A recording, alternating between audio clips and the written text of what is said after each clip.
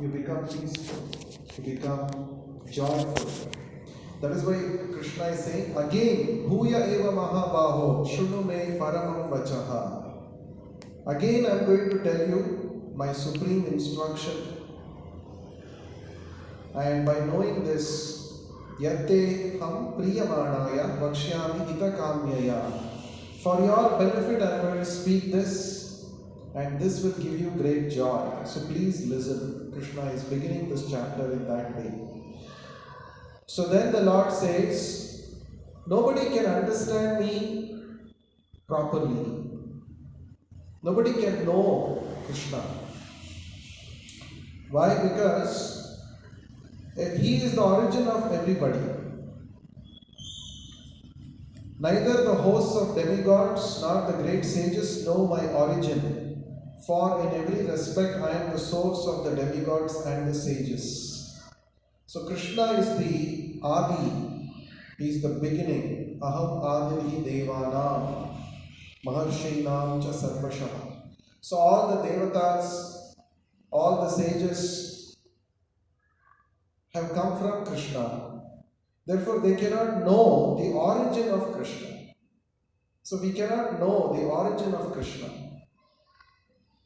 Just like there is a famous theory called Big Bang theory to explain the origin of this universe. So this universe, they say according to this theory, originated from a big bang. Before that, nothing was there. But the question is, where was that cosmic dot? They say that the entire mass was packed in a highly concentrated form in one place, in one point. So where was that present? That's a question. So universe did not exist, nothing existed before the Big Bang. But it all started with a bang. The question is, where was that initial matter present? And what caused that bang? So that the Big Bang theory is unable to explain. So Krishna is saying, I am the origin. Even if you accept that there was a Big Bang, the Big Bang was caused by the glancing of the Lord.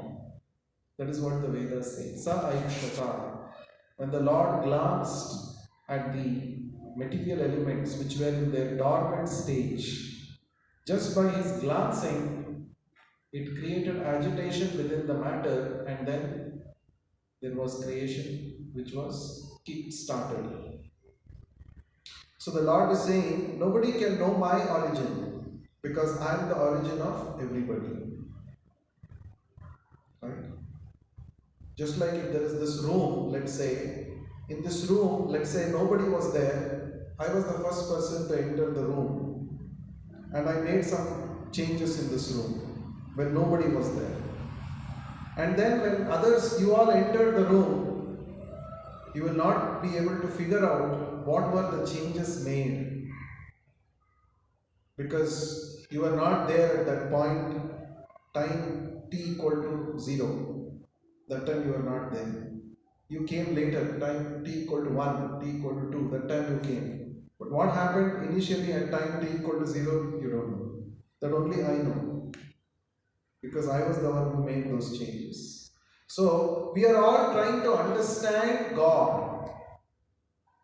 But our methodology to understand God is what? It is faulty. Because our senses are limited. Our senses are limited. Isn't it? So with our limited sense perception, we try to put up some theories. Maybe universe started in this way, maybe like this, maybe like that. But all our theories will also have those faults that we have, limitations. So here the Lord is giving the first-hand perfect knowledge. Right? Just like in this example of the room, I entered first. If I come and tell, these are the changes I made when time t equal to 0, then it is very easy for you to No, okay, these were the changes. I made the changes and I myself declare it. Then it is easy for you to know. You don't have to speculate, isn't it? In the same way, how this universe came about and what is the origin of this universe, who is God, all of these things, God Himself is speaking. So we need not have to speculate and waste our time. So why we should study Bhagavad Gita? Because we have limited time in this human life. And human life is the only opportunity to understand the reality. And to understand reality, there are a lot of people who do speculation, but that speculation simply takes away our time, it wastes our time. Instead of that, instead of speculating, just hear from the Creator Himself. That is Bhagavad Gita. It will save a lot of time for you. And you can also be sure that you are getting the perfect knowledge. When you speculate, there is no surety whether your speculation is right or wrong. It is only a probability. But when the Lord, who is the Creator, when He is speaking and you hear perfectly, you get the perfect knowledge. And that will help us to attain perfection in our life. Now, this knowledge that Krishna is speaking, it is relevant for each one of us. Right? So, why it is relevant? Krishna continues to say in the third verse, he says, He who knows me as the unborn, as the beginningless, as the supreme Lord of all the worlds, he, undeluded among men, is free from all sins. So what is the result of knowing Krishna properly? We should know Krishna as what? He is Ajam, Anadim. Aja means to take birth. Aja means one who is unborn. So Krishna is unborn. That means before all of us were born in this material world, or before this universe came into existence, He was already there because He is Anadi. Anadi means He has no Adi, He has no beginning.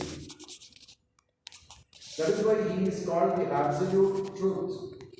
He exists always. When this universe was not there, He was existing. Now when this universe is there, He is existing. He is the one who is maintaining this universe. And when this universe gets dissolved, everything goes into His body.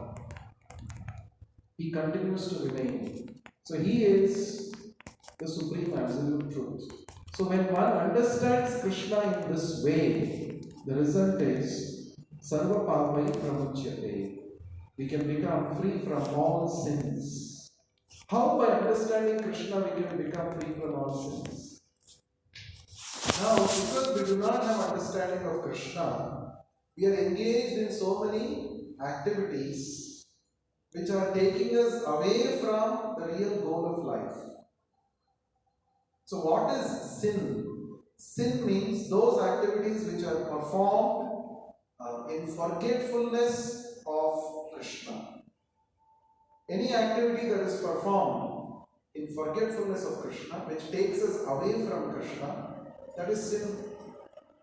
And one of the major reasons for sin is lack of proper understanding about Krishna, about ourselves, about the purpose of our life. When I don't know what is the purpose of my life, when I don't know that I belong to Krishna, when I don't know that I have to use this human life to go back to Krishna, then I become busy in so many other activities, forgetting this, and those activities are called sins. So Krishna is saying, if you understand me properly, you will be free from all sins. A very similar verse appears in the 4th chapter of Bhagavad Gita. Krishna says there, what is that verse? No, before that, Krishna says, what is the result of knowing Him? Janma karma cha me divyam evam yo veti tattvataha yaktva deham punarjanma naiti mameti sorjana. Oh Arjuna, if you understand my janma and karma, Krishna's activities and Krishna's appearance in this material world, then what happens? Janma Karma Cha Me Divyam. These are all transcendental. These don't belong to the material, mundane platform. If you understand this tattvataha as it is, then the result is you don't have to take birth again in this miserable material world, but you will come back to me. So just by knowing Krishna tattvataha, we can attain perfection. And perfection of life, many people do not know that there is something called perfection of life which I have to aspire, which I have to work for. Because everybody is very busy doing the same old activities which animals are also doing. In a very sophisticated way we are doing, and we are thinking we are very advanced. Eating, sleeping, mating, defending. These four things everybody is doing in this material world. Every day they get up, they do these four things, the next they sleep, the next day again they get up, do the same old things. So, until human civilization is trained up in spiritual aspect, we are simply animals. And we will continue to perform activities in ignorance. And those activities which we perform in ignorance is called sin. And because of the sin, we continue to remain in this material world. Again and again we take birth. But Krishna is saying, you know me properly. See, Krishna, you should also understand what is Krishna's anxiety. Oh, people don't know me. And that's why they are suffering. I have come here to reveal myself. So I am telling you, Arjuna, and through you, my goal is to reach out to everybody. And everyone should get to know about me. Because they all belong to me. And now they have forgotten me. And that's why they are suffering in this world. Now I have come to reveal myself to all of these people, suffering people. So just by knowing Krishna properly, we can actually become free from all sins. And that is the purpose why Krishna is speaking the Bhagavad Gita. Then Krishna is saying,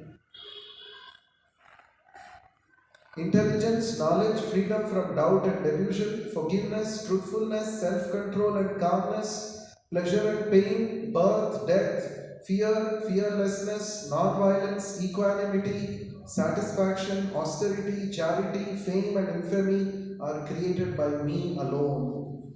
Everything is created by me only, but you don't know that. So everything has got a purpose.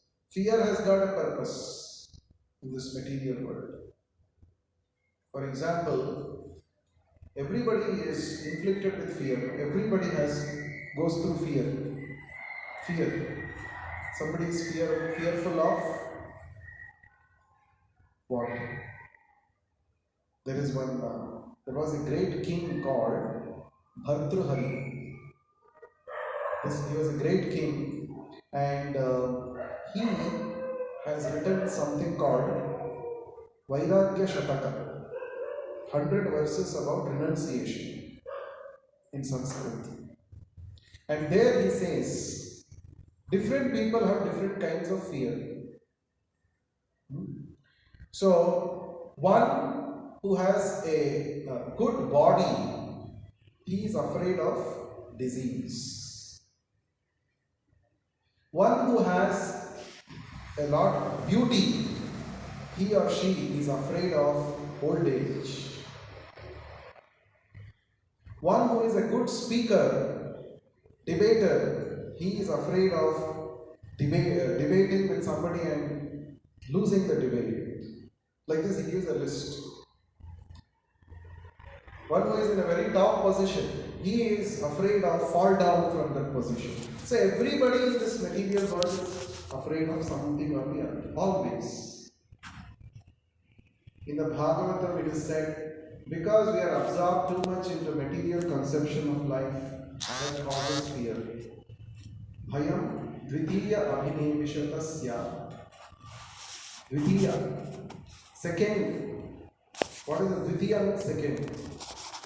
The primary understanding is I am soul.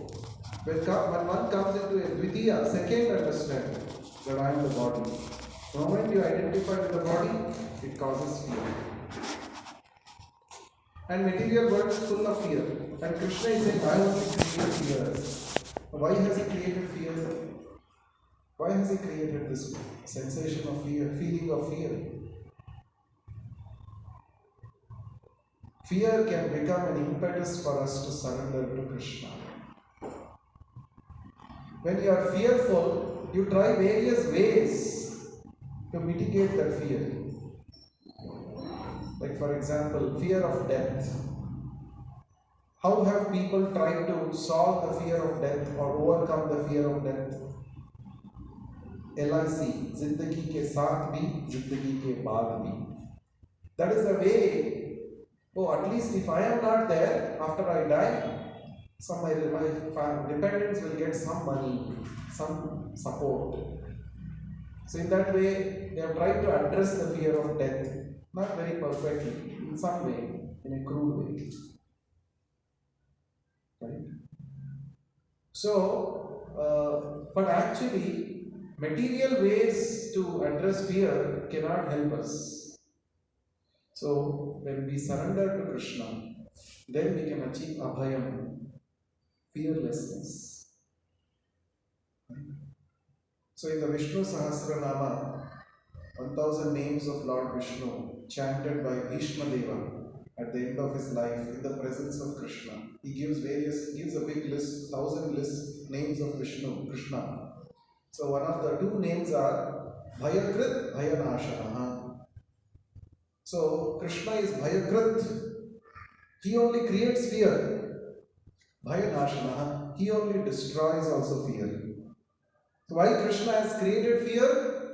Krishna has created fear to make us realize that this material world is full of miseries. We should not settle down. And especially those who are demoniac, for them, this fear is always there. We see big demons, we study, we hear about them. Hiranyakashipu, Ravana, Kamsa, very powerful. They tried to increase their power by making friendship with more kings, expand their influence, get a big kingdom, big territory, more influence on people, all these things. You see that in Kamsa, for example.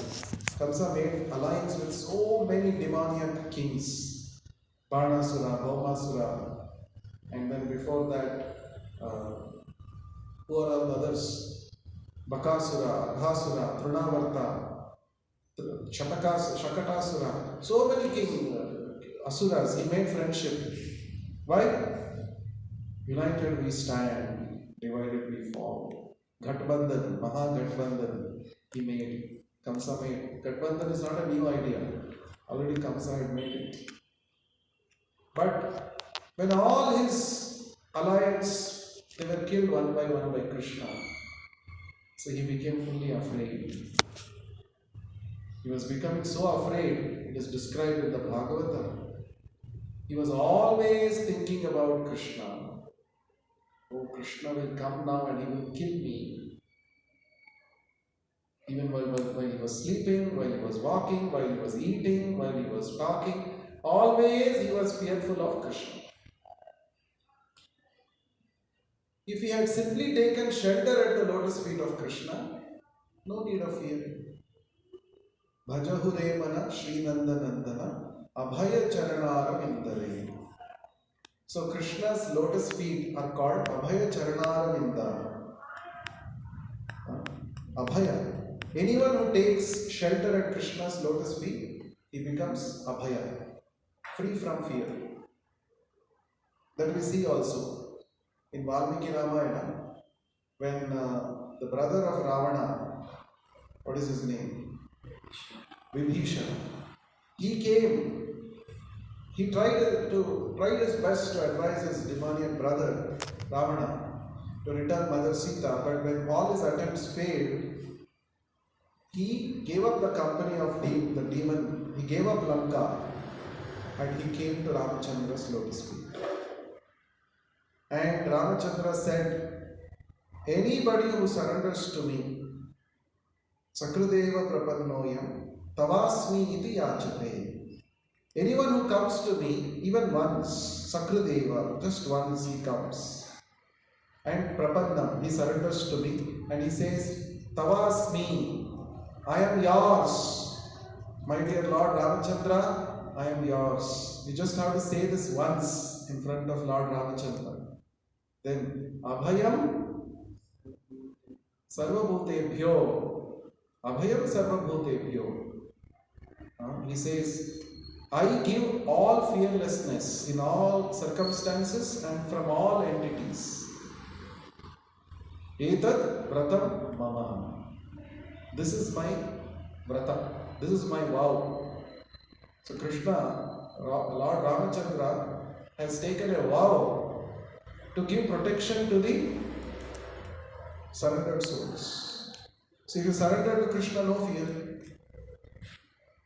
So why we are haunted by fear in this material world? Because we don't want to surrender to Krishna.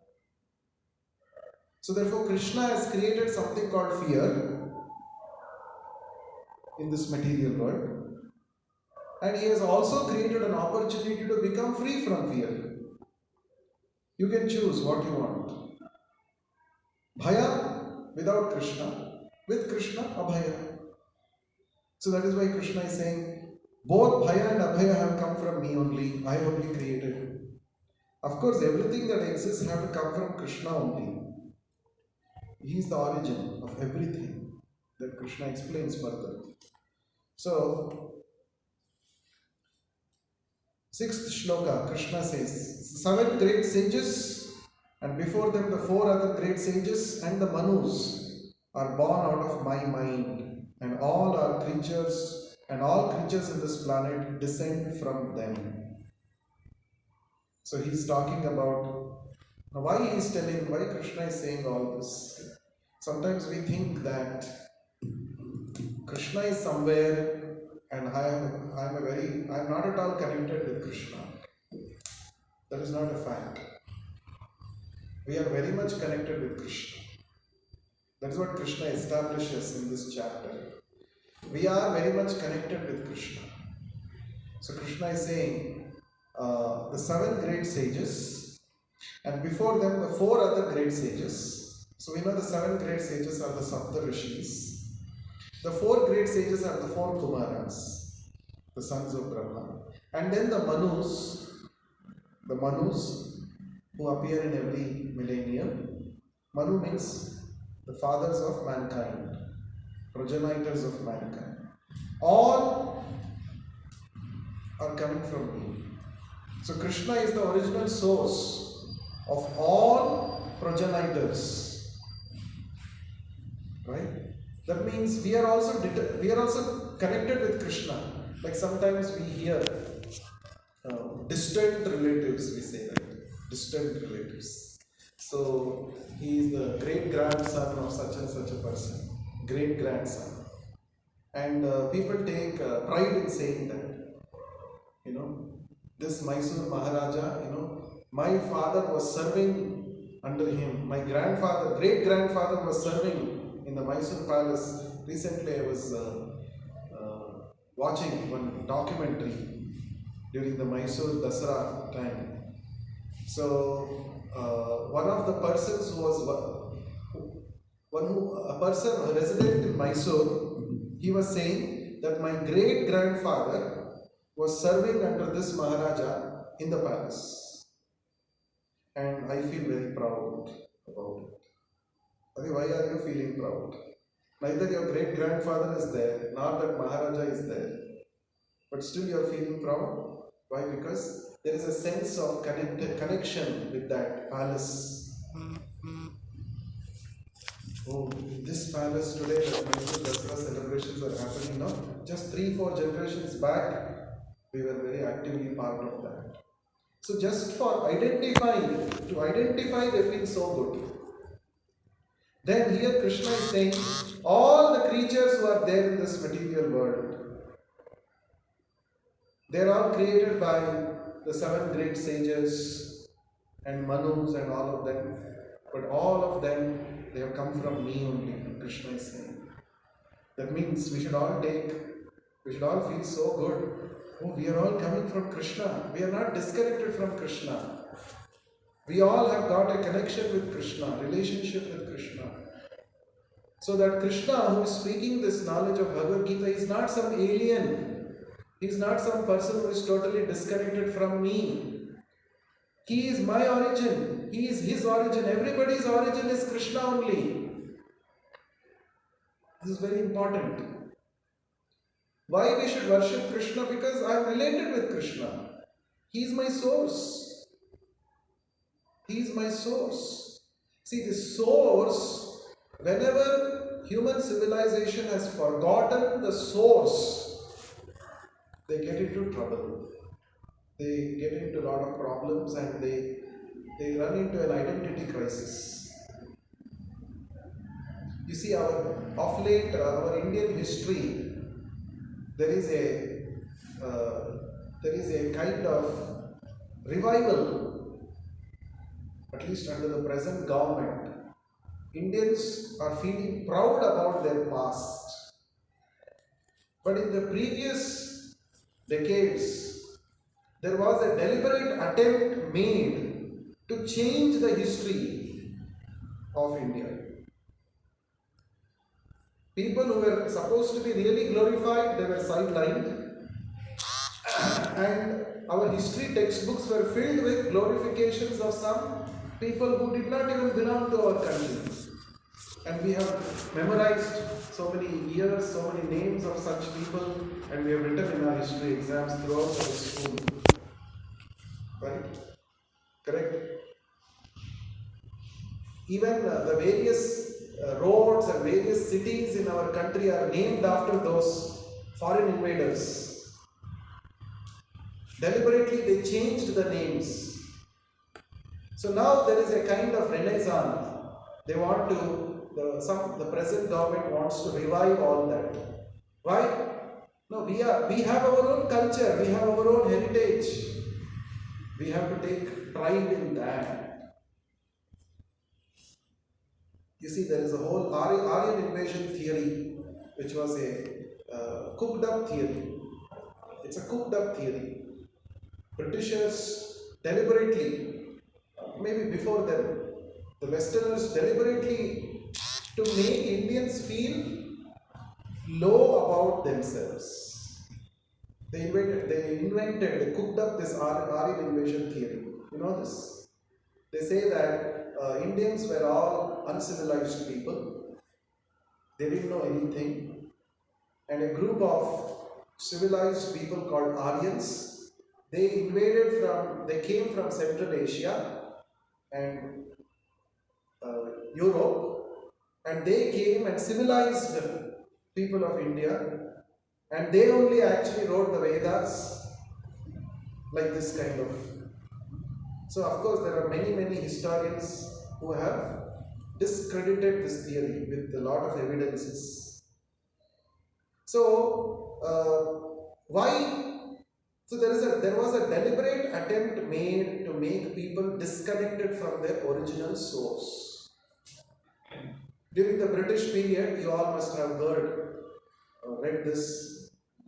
Then T.B. Macaulay, Lord Macaulay, he was the law minister in the British Parliament. So he was sent by the British government to India to see to know the pulse of India. So he travelled the length and breadth of the country and he made a lot of observations, and then he goes back to the British Parliament and makes a speech. And he says, I have travelled length and breadth of this country, I have not seen a single beggar. That is even about 500 years ago, not 500, how many? 200, 300 years ago, this was a situation in India. There was not a single beggar, he said. And the entire country is united culturally. If we want to break this unity, we have to attack their Gurukul system and introduce our education. The whole purpose of Britishers introducing English education in India is not that they wanted to do some favor upon us. They wanted to replace the Gurukul system. They wanted to create a generation of individuals who were Indians by birth but British by thought. This is what he says in that speech. And then they came and introduced English education in 1833. So, they wanted to make Indians forget about what is their history. So they wrote history according to their own convenience. They changed the history. And we are suffering from that even today. Even though we call ourselves as an independent nation, but we are still not independent because we are still slaves of that colonial ideas which the Britishers have left. So when you forget your source, you lose track of purpose in life. That is why here Krishna is saying, I am your source, don't forget. All of us have lost track in our life. Krishna is nowhere in the picture. Everybody is busy 24/7. They don't have time to remember their source. And that is why we perform so many unwanted activities in forgetfulness of Krishna, which are called sins. So Krishna is saying here that I am the source of everything that exists. He who knows in truth this glory and power of mind engages in underlying devotional service. Of this there is no doubt. The result of knowing Krishna properly is that we become devotee of Krishna. We become a fan of Krishna. We don't know sufficiently about Krishna's glory, Krishna's position. That is why we are not becoming a devotee. If we understand Krishna properly, you cannot help but surrender to Him. Why we are not yet surrendered to Krishna? Because we have not understood Krishna properly. What is His position? What is His role in my life? In my every moment of my life, how Krishna is involved, how Krishna is helping me. We don't know. But if you know this correctly, properly, Krishna is saying you will engage in unalloyed devotional service, pure devotional service. Yogena yujyate na atra samshaya. 24/7 we will be only thinking about Krishna. Because Krishna is such a lovable person. Even though He is very powerful, He is also lovable. So therefore we have to understand Krishna properly. And then the Chatushloki Bhagavad Gita, 4 verses of the Bhagavad Gita, 4 crux verses, 10.8, 9, 10, 11, these 4 verses. These 4 verses are the summary of the entire Bhagavad Gita. Entire Bhagavad Gita is an expansion of these 4 verses. If we understand these 4 verses, you understood the Bhagavad Gita. Chapter 10, shlokas 8, 9, 10, 11. These are called Chatushloki Bhagavad Gita. Chatu means 4. 4 shlokas. Let us see this 4 shlokas. Aham sarvasya prabhavo mattaha sarvam pravartate iti matva bhajante ma buddha bhava samanvitaha. So in these 4 verses, the first 2 verses talk about what we should do. And the second 2 verses talks about what Krishna will do in reciprocation. What we should do, that is talked about in the first 2 verses, 8th and 9th verses. In 10th and 11th verses, Krishna's reciprocation, what Krishna will do in return, that is talked about.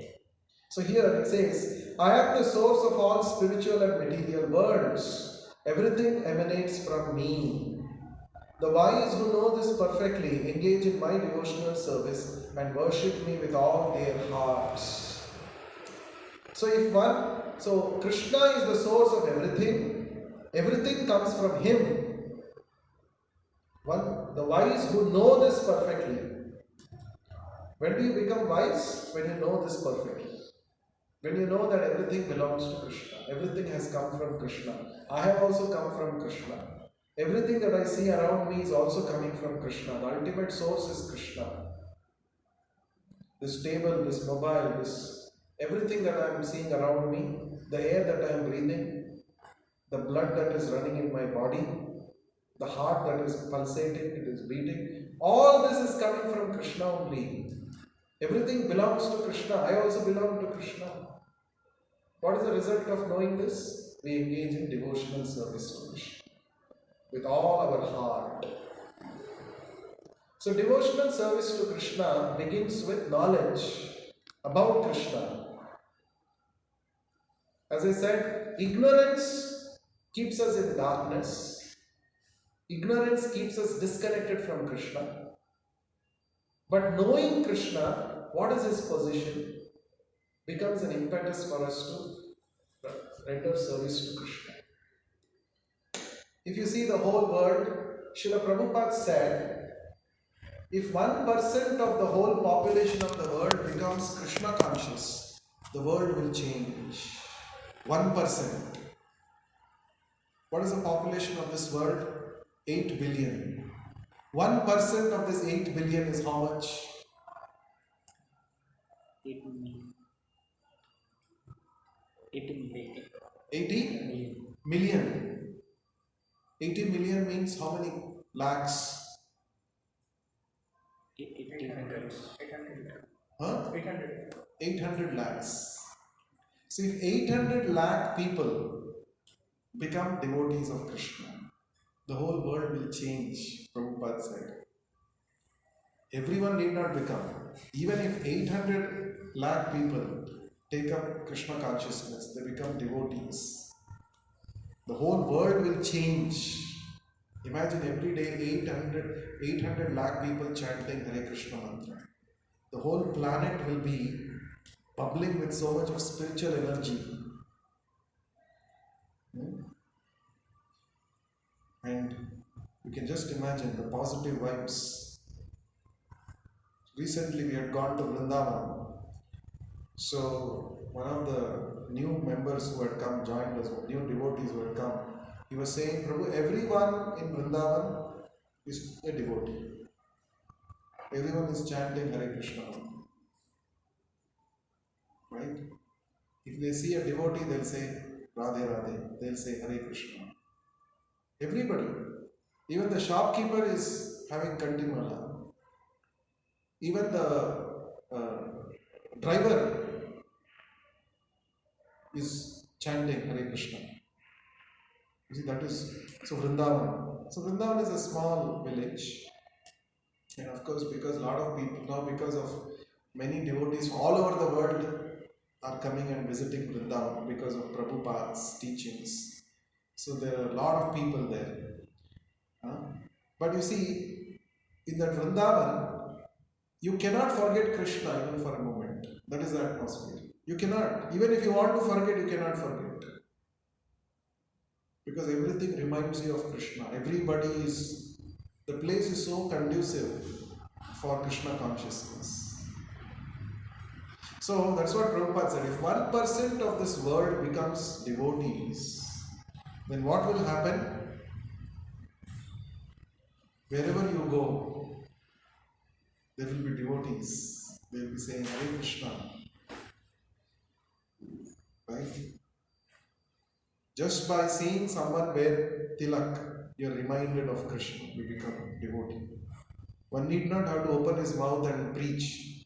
Just by seeing tilak, you are reminded of Krishna. This is the kind of influence that devotees can create. That is what Prabhupada said. 1% of the people of this world, if they become Krishna conscious, the world will change. So therefore, we should aspire to be in that 1%. And we should also aspire to increase that 1%. Because Prabhupada is saying 1%, just now we calculated 800 lakhs. 80 million people. Currently, maybe not even 1 million people are devotees.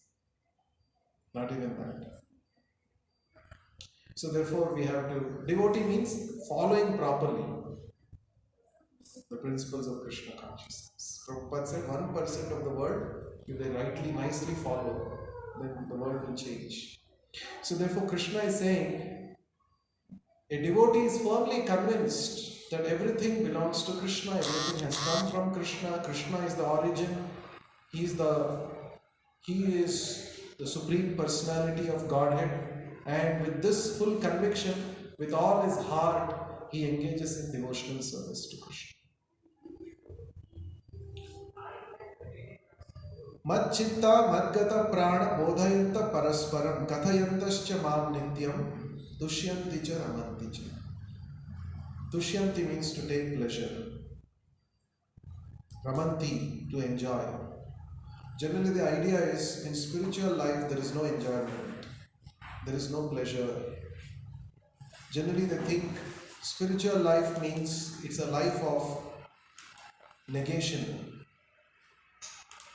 It's a life of self-denial. That's what they say. Oh, if you become a devotee, oh, you should don't do that, don't do this, don't do that, so many restrictions. And what will you enjoy in life? There's nothing to enjoy. You're not coming to restaurant to eat varieties of food. You're not going to cinema to watch movies. You're not going to any other place to enjoy. Where is enjoyment in life? Oh, that's why I don't want to take up spiritual life. Generally people say that. Now I am young, I want to enjoy life. Later we will see spiritual life, later. But no, there is a superior kind of pleasure. There is a superior level of enjoyment in spiritual life.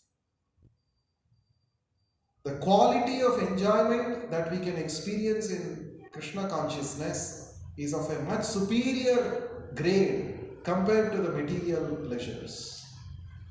Another thing is, material pleasures, they are short-lived and they also have what? Side effects. Material pleasures have side effects. Suppose somebody says, eating is my pleasure. So he goes on tasting, eating varieties of foodstuffs. Goes on stuffing. What happens? What is the side effect? Acidity or some problem, diabetes.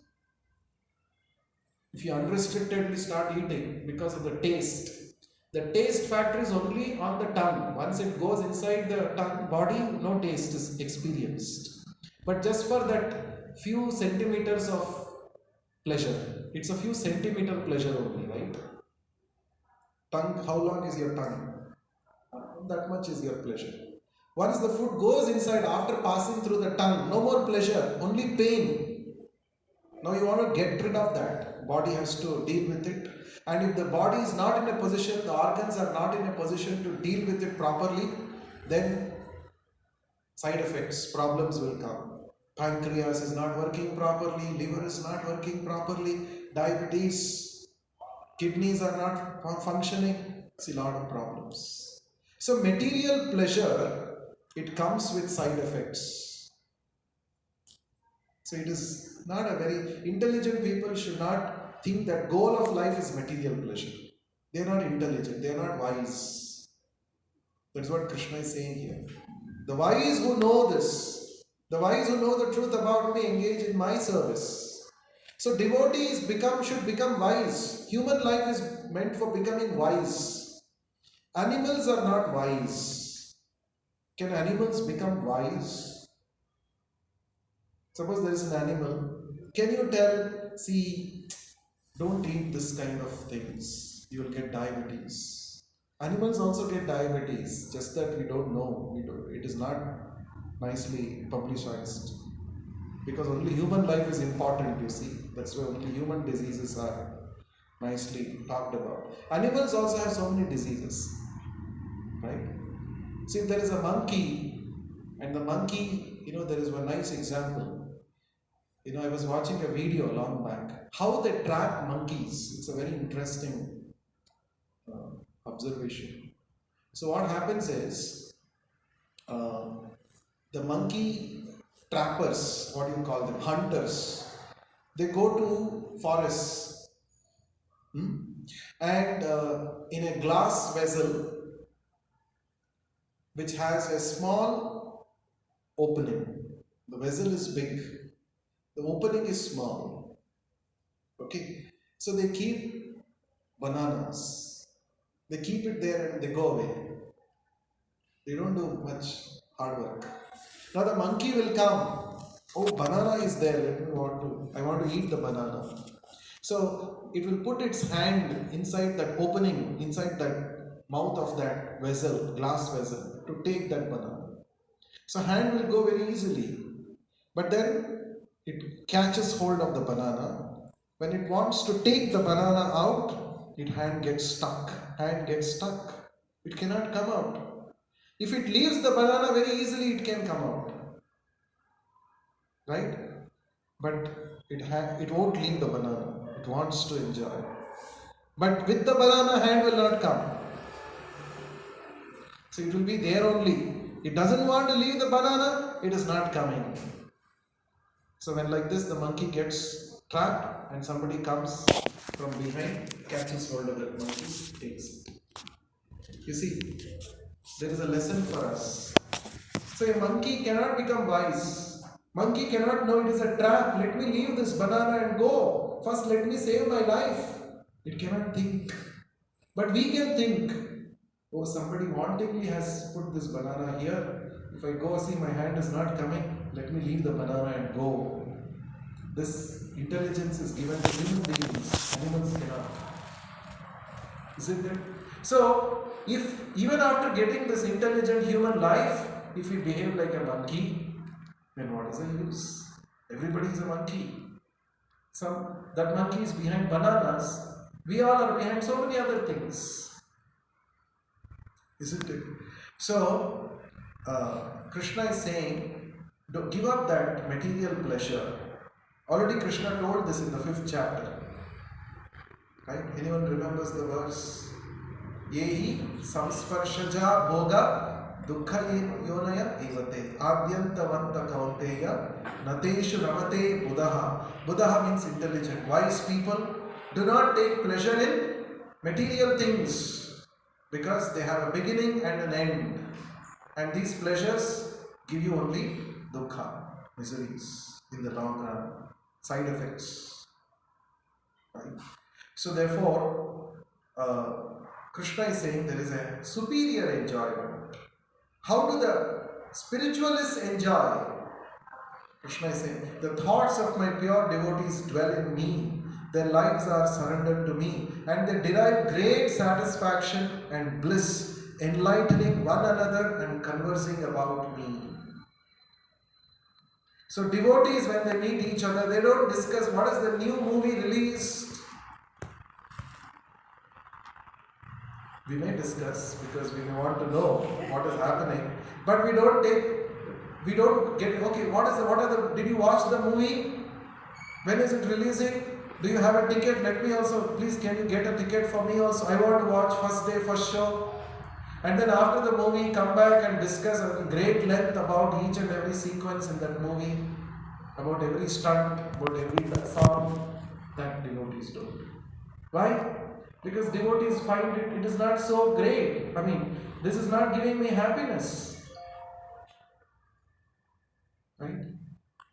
I have a superior engagement, superior thing to discuss. What is that? Krishna did like this. Krishna lifted the Govardhana hill for 7 days and nights. And all the Vrajavasis and the cows who were under the tree, under the Govardhana for 7 days, they did not experience hunger, thirst.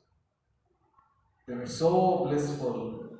This we will discuss. Not what happened in the movie. So Krishna is saying, we can derive great satisfaction talking about Him, conversing about Him, enlightening each other about Krishna. This is actually superior engagement, superior pleasure. And this many people don't know. Majority of the people in this world do not know how to become happy by discussing about Krishna. You don't know. So therefore, because there is a hankering to discuss about some subject matter, And because they don't know that there is a superior subject matter available to discuss and converse, so they go by whatever the whole world is doing. The whole world is talking about this movie. What is that new movie which is coming? Part 3 they are making. Pushpa 3, right? 2 or 2. Pushpa 2. They're all talking about. Is it released? It's already released. So they're all talking about it. Pushpa 2. Pushpa 1 was like that, Pushpa 2. Right? So, Krishna is saying, no, that is not what human life is meant for. So, human life is actually meant for relishing the highest pleasure. And people, unfortunately, are not aware of this. And that is why Krishna is speaking this Bhagavad Gita. That is why the Acharyas have explained the Bhagavad Gita. Why are you suffering in this world? Why are you simply running behind Pushpa 1, Pushpa 2, Pushpa 3? No use. So a movie may be very great, but for how long can it capture people's imagination?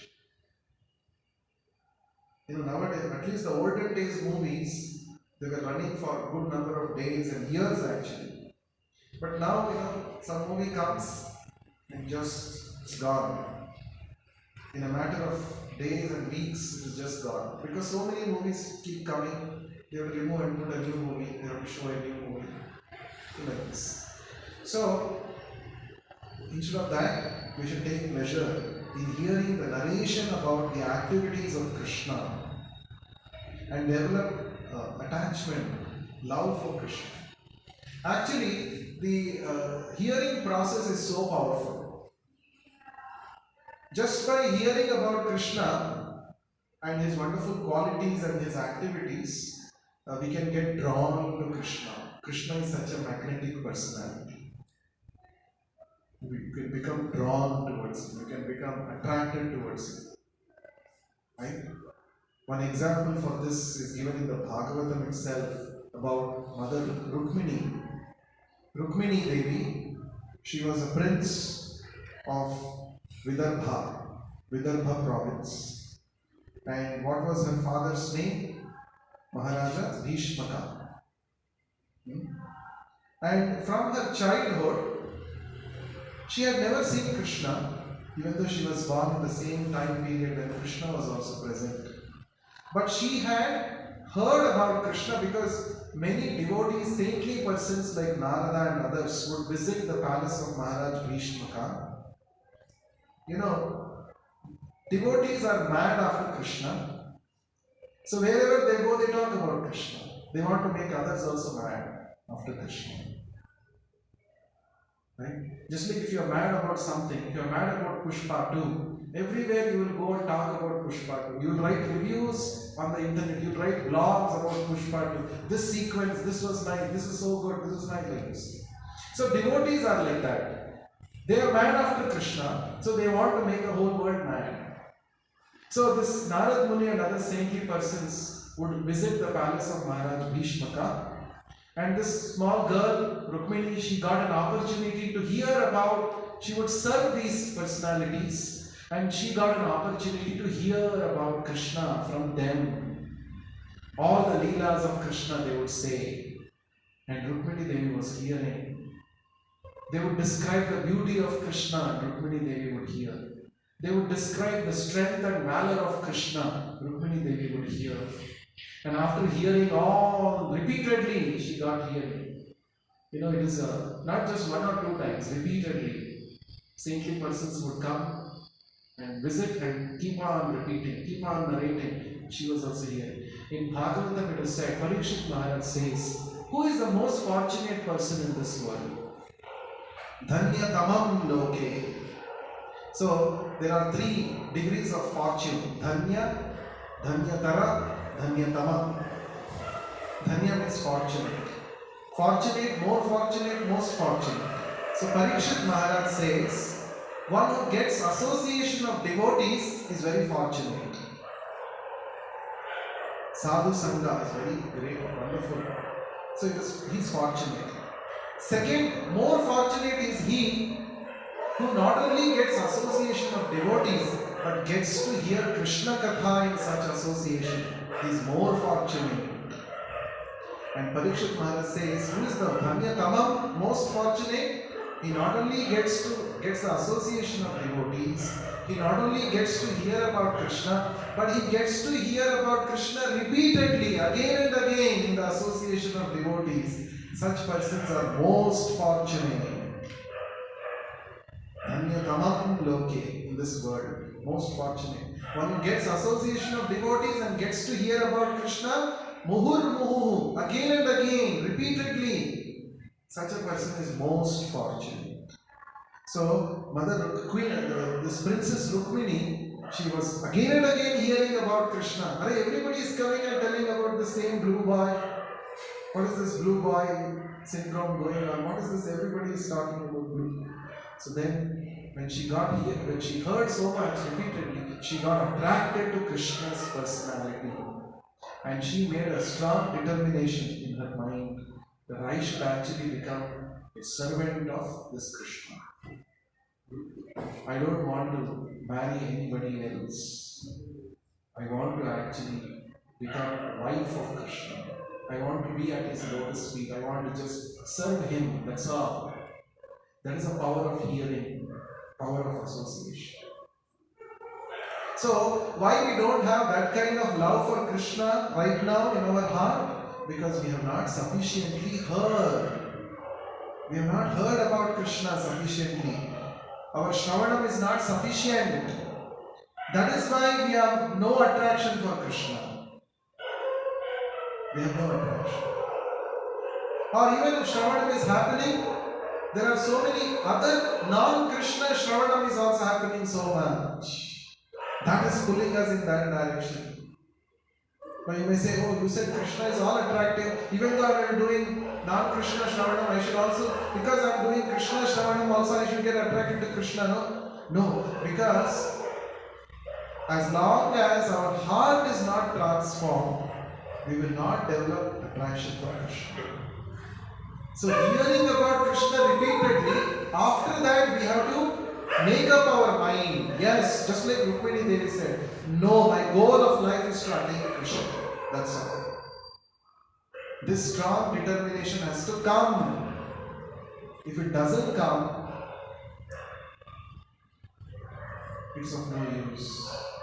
We got the great fortune, but we have not made the best use of it.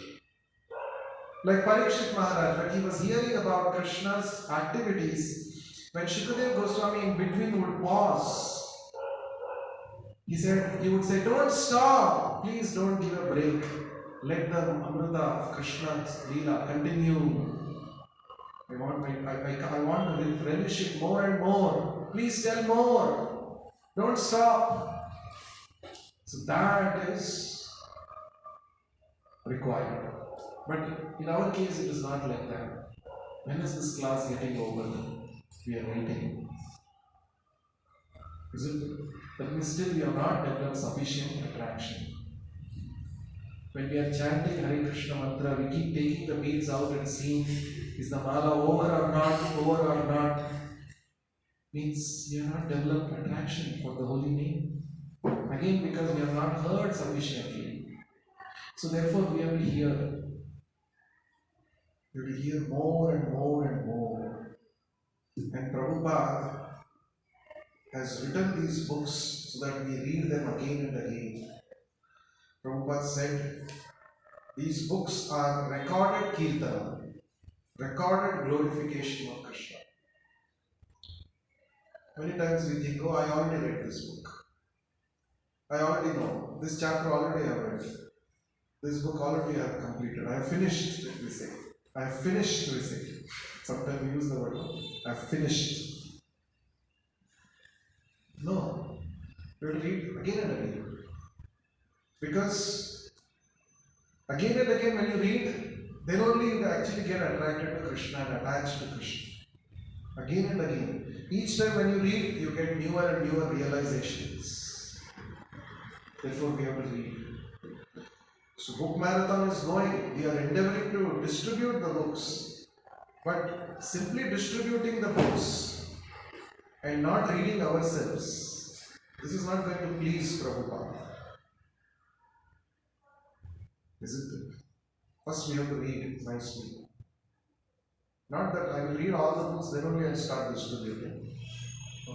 Side by side we can distribute. But we should also read every day. Not a day should pass without relishing the Bhakti Vedanta purpose. It's very important. We have to read. Prabhupada used to get up in the midnight, 1 o'clock, and do the translation work of Bhagavatam and Chaitanya Charitamrita. He was already sleeping, but he would get up in the middle of night, 1 o'clock till 4 o'clock. He would dictate the purpose for our sake. It's not that we are some sales executives. When book marathon comes, and just sell the books. I have got nothing to do with these books. I will just sell. No, that is not the idea. I have to read. I have to relish. I have to read these books nicely. And I have to develop faith. Then when I go and speak about it to others, then the transformation will happen. They will also want to take. If you have not relished the book, how can you tell others to relish?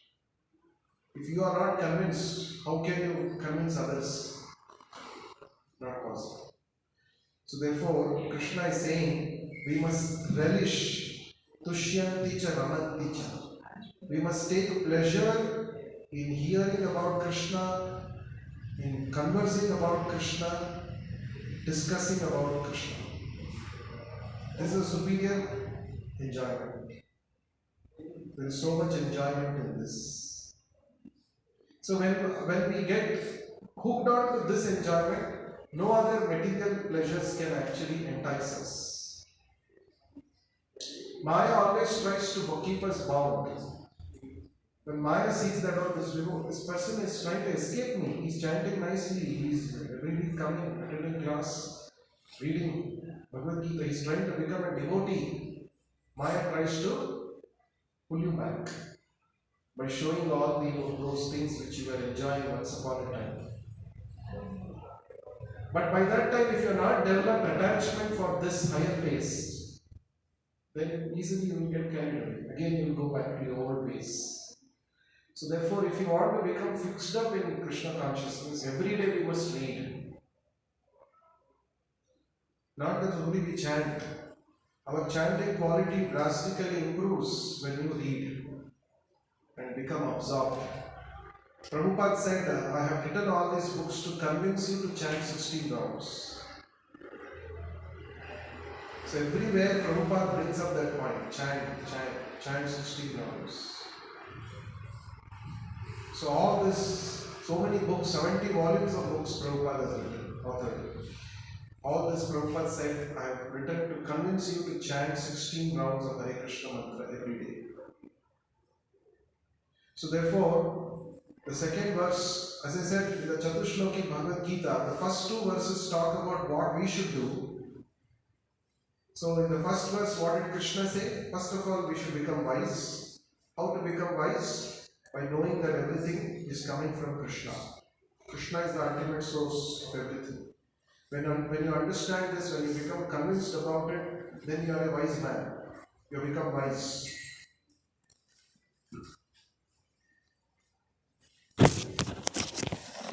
And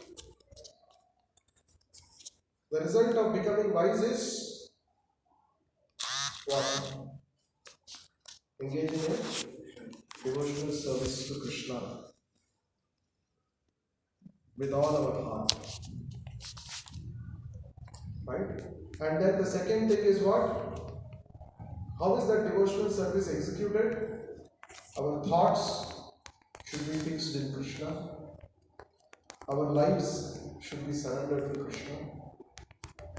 And we should take satisfaction in enlightening one another about Krishna, conversing about Krishna. These are the things we should do.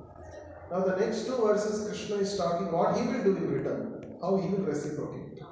Therefore, these four shlokas are Bhagavad Gita, compact.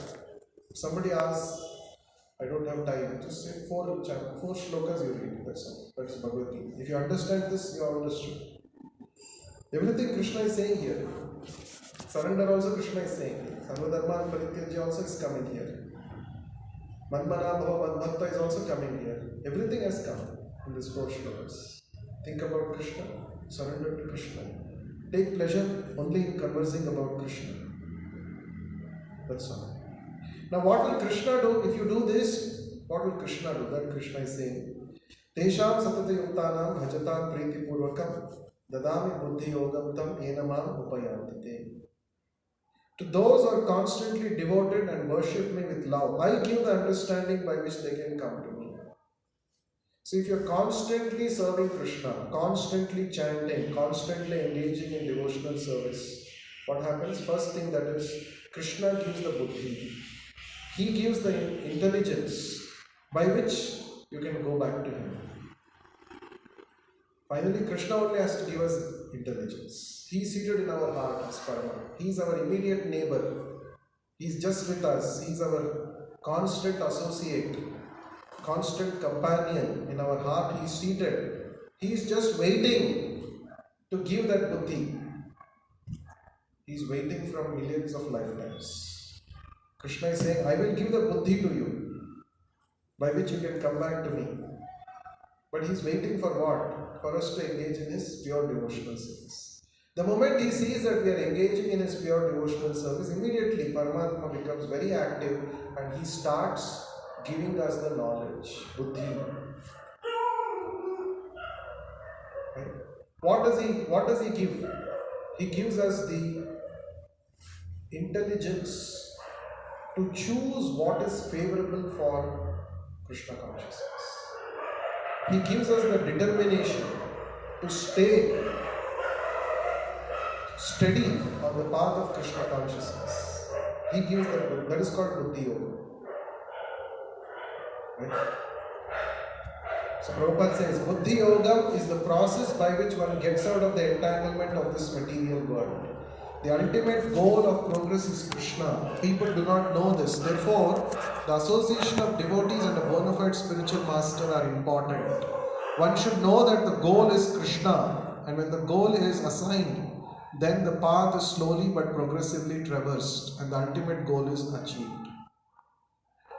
So the moment we little bit start showing interest in Krishna, Paramatma in our heart will guide us to the right place, to the association of devotees, to the bona fide spiritual master. That's what has happened to all of us. Now if you continue to practice devotional service, becoming more serious in Krishna consciousness, then Krishna will reveal even more and more things. And finally he will ensure that you will go back to him. That is the purpose why Paramatma is sitting in our heart, to take us back to Godhead. So how much seriously we take him, he takes us also that much seriously, and he will guide us.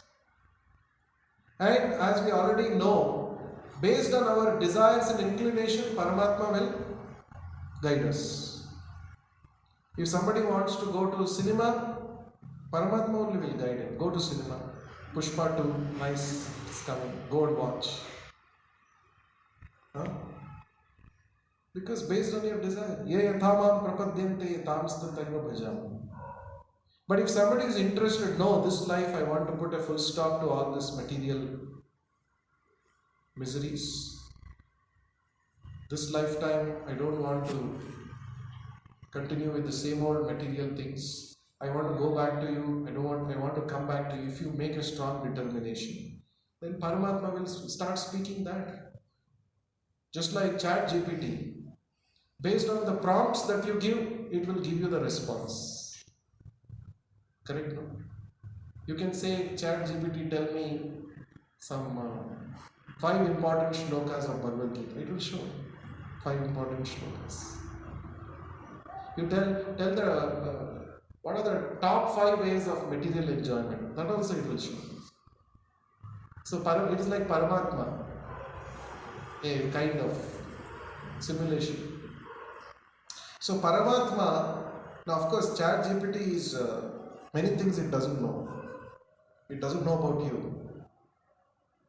But Krishna knows your past millions of lifetimes. He knows.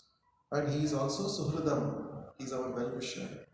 So therefore, the moment we start showing interest in Krishna, Krishna will give us suitable instructions by which we can go back to him. That's very, very important. That's the first thing that Krishna starts doing. So first 2 verses, what we should do. And the second 2 verses, what Krishna will do. First thing is, he will give us the required intelligence by which we can start going towards him. And the last shloka in the Chatushloki Bhagavad Gita is this. Tesham evanu kampartham aham ajnanajam tamaha nashayami atma bhavasto jnana deepena bhasvata. Out of compassion for them, I, dwelling in their hearts, destroy with the shining lamp of knowledge the darkness born of ignorance.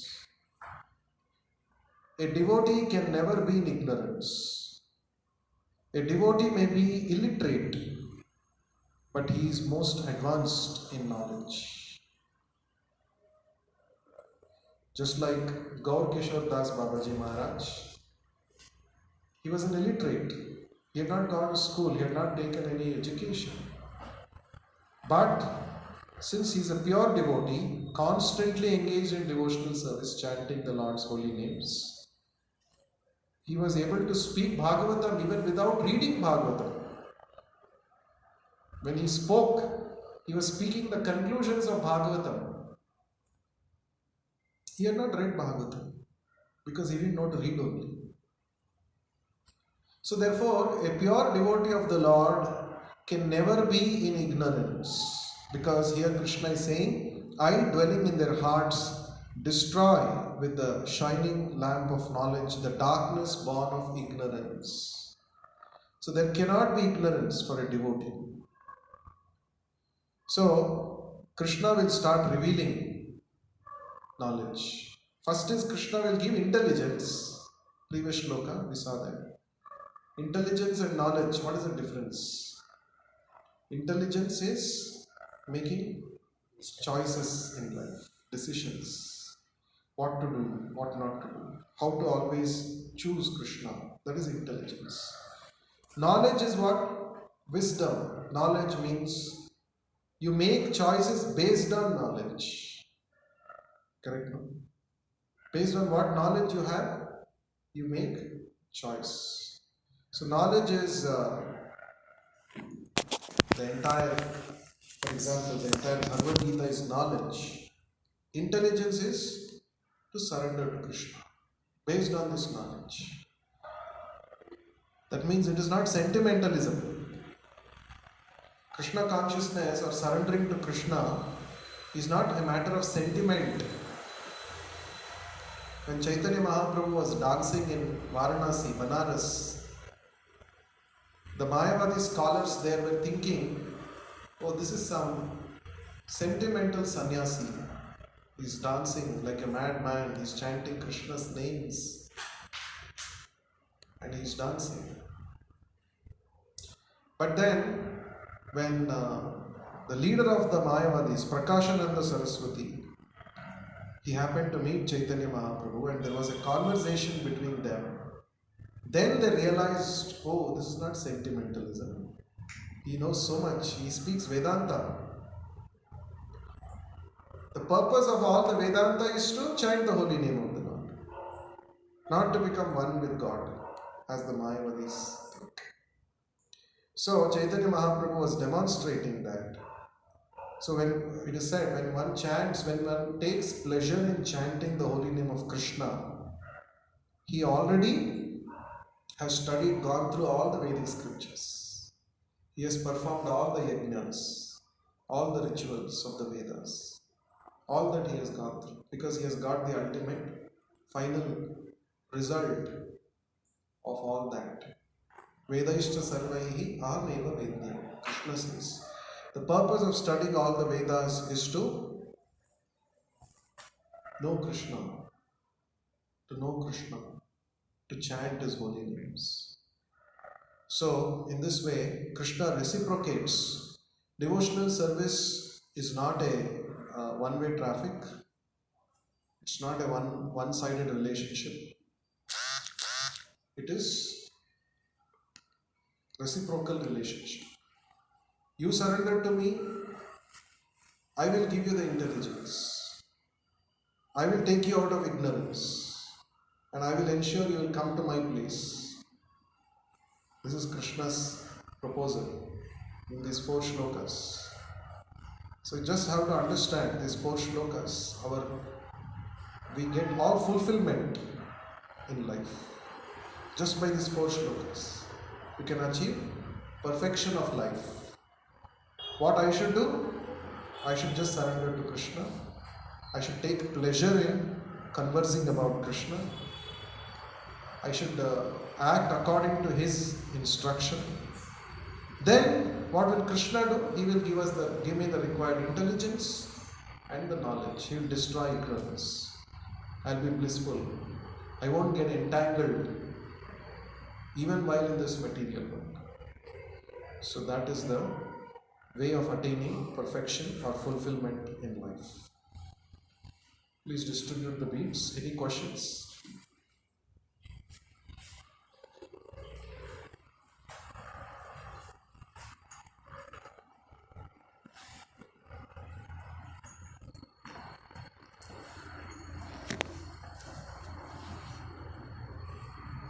No questions?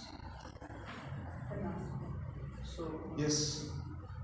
regarding that point, like you said, Mayavadi says that the goal is to become one with the world. So, can we elaborate on that and make a complete Yeah, so a class of spiritualists called as Mayavadis, or even Mayavadis is a subsection of a group called impersonalists.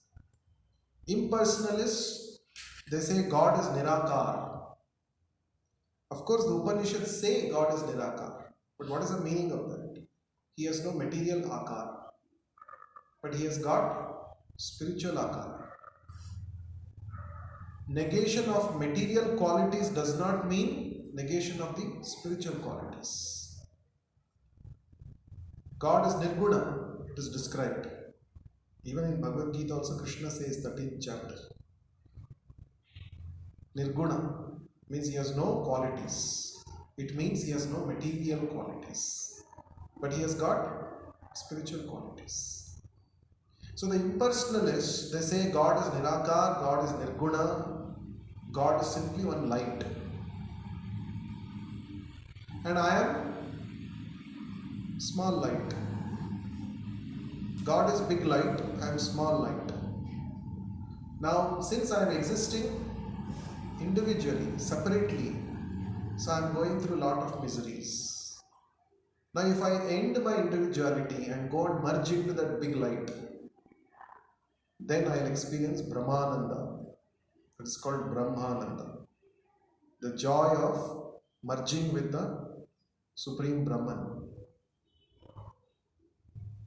That is their goal. But in that, yes, Krishna gives that facility also if somebody wants. But that is temporary. Bhagavatam 10th canto, 2nd chapter. Yemni aravindaksha vimukta maninaha tvayasta bhava avishuddha buddhaya. What is the next line? Aruhiya krichrena param padam tataha patanti tataha anadruta yajnadushma nagraya. So, these impersonalists, they execute severe austerities to go and merge into that Brahman. Very seriously they pursue. And even Krishna fulfills their desire also by making them merge into his Brahma Jyoti. But patanti, they again fall down. Because Brahma Jyoti is not a stable situation. One example Prabhupada gives. You may be traveling in space spaceship. You may be traveling for a long distance in spaceship, for a long time in the spaceship, but until you land on some stable ground, there is no peace. For how long you will be hanging in the sky? So being merging in the impersonal Brahmajyoti is like hanging in the sky. Entering the personal abode of the Lord, Vaikuntha, and there being engaged as a servant of the Lord eternally, that is a secure position. That is eternal position. So therefore, Bhagavatam says that the joy that a devotee experiences by serving the Lord is millions and millions of times greater than Brahmananda. So Brahmananda is insignificant, like a drop of water. But the joy of bhakti, service, seva is like an ocean. So that is the point. So in the Bhagavad Gita, Krishna does not endorse this, that come become one with me. He says you surrender to me. He says you think of me. He says you are eternally my part and parcel. Eternally. He doesn't say after liberation you will lose your individuality and become one with me. No. Is that okay? Any other question? Yes. In the ninth chapter, that was Maya that we were studying. So in that, Krishna is telling he is everywhere and I am not in there.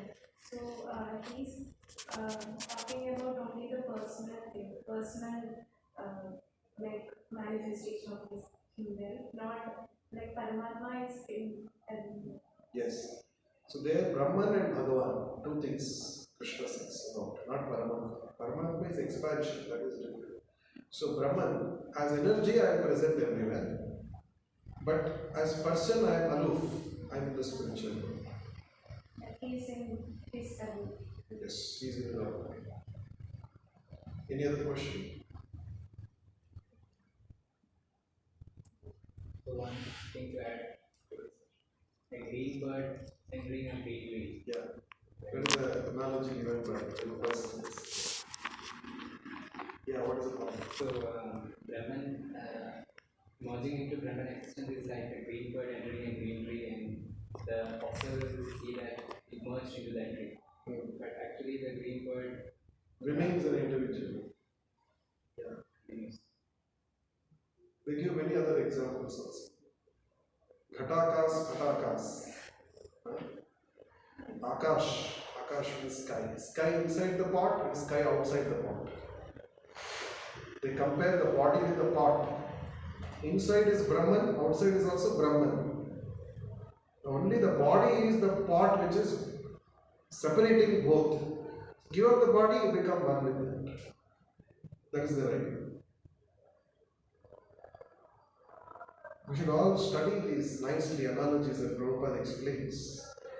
But in all these analogies put forward by impersonalists, there will be so many loopholes. That also Prabhupada points out. We have to study that. Okay, let us chant. Shri Krishna Chaitanya Prabhu Nityananda Shri Advaita Gadadhara Shri Vasadi Gaura